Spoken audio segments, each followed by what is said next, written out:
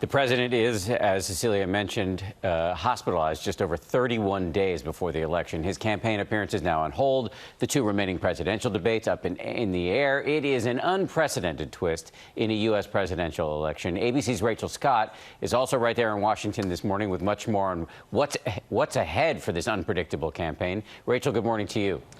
Dan, this is truly an unprecedented turn. Not only does the president have the virus, but now those two positive infections with the people charged with leading his re-election efforts. The chairwoman of the RNC and the president's campaign manager have tested positive too.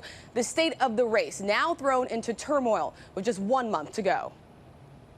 Overnight, Joe Biden wishing the president and First Lady a speedy recovery in an interview with Wood TV. I genuinely feel badly for the president. I hope to God that this is something that he and his wife will be able to tolerate and get through. Returning to the campaign trail after saying he received 2 negative coronavirus tests. We wanted to make sure that we're doing everything by the numbers. And so I got two COVID tests this morning. Everything's clear. With the final stretch of the campaign now upended, the next set of debates will depend heavily on the president's health. I hope for 2 reasons there are more debates. One, it means the president's he's healthy, he's able to debate. And secondly, because I think it's important we make our case. Overnight, the president's son, Donald Trump Jr., leaving any future debates up to the medical professionals. Obviously, so much of it depends on, when he can get back at it. I imagine that's, 10, 14 days, whatever it may be. I'll defer to the White House doctors on, on the details of that. After the president's positive diagnosis, there was an immediate concern about whether his rival, the 77-year-old former vice president, was exposed to the virus. Days before, the two spent more than 90 minutes sparring on the debate stage, some 13 feet apart without masks, at times shouting over each other.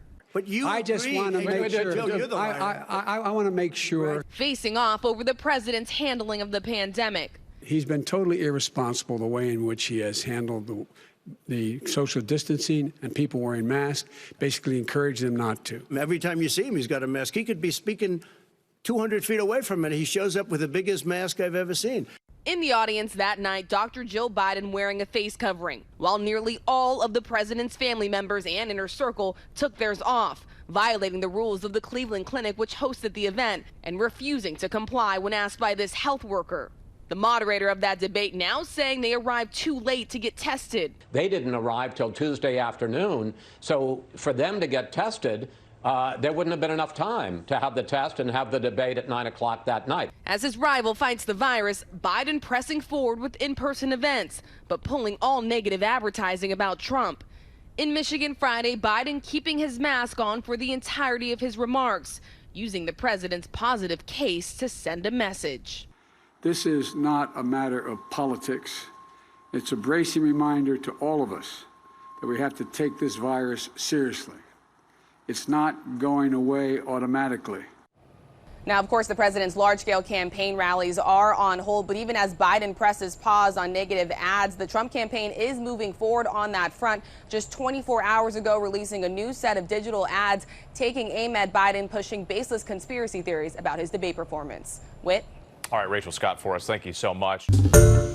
Hi, everyone. George Stephanopoulos here. Thanks for checking out the ABC News YouTube channel. If you'd like to get more videos, show highlights, and watch live event coverage, click on the right over here to subscribe to our channel. And don't forget to download the ABC News app for breaking news alerts. Thanks for watching.